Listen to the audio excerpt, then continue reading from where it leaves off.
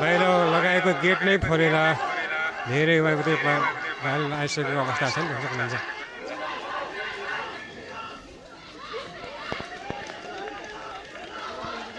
आफ्नो नाम आएन भनेर धेरै युवाहरूले आन्दोलन गरिरहेको अवस्था छ। जिल्ला प्रशासनले तोडफोड गरेर गेट नै तोडफोड गरेर अहिले जिल्ला प्रशासनभित्र प्रवेश गरिरहेको अवस्था छ। एकदमै तनावग्रस्त अवस्था भइसकेको छ। देख्न सक्नुहुन्छ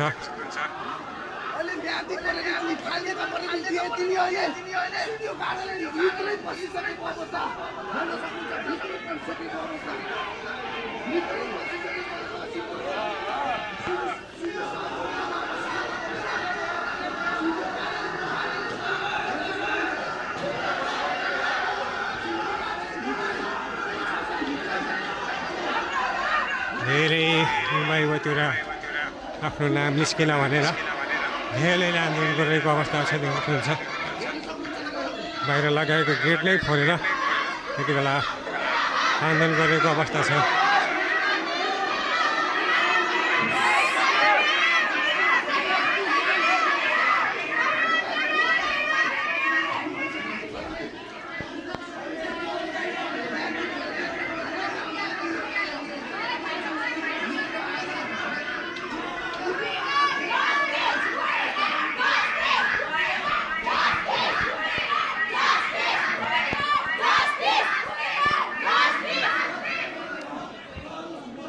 सशस्त्र प्रहरी नेपाल प्रहरीले कन्ट्रोल गरिरहेको अवस्था छ। बाहिर लगाएको गेट नै फोरेर त्यति बेला धेरैजना आफूलाई पास गराइएन, आफूलाई फेल गराइयो भनेर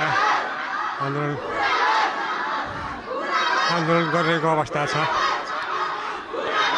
गेटमा ताला लगाइएको थियो तर पनि गेटको ताला तोडेर नै यति बेला जिल्ला प्रशासन कार्यालयभित्र नै आन्दोलनकारीले प्रवेश गरिसकेको अवस्था छ।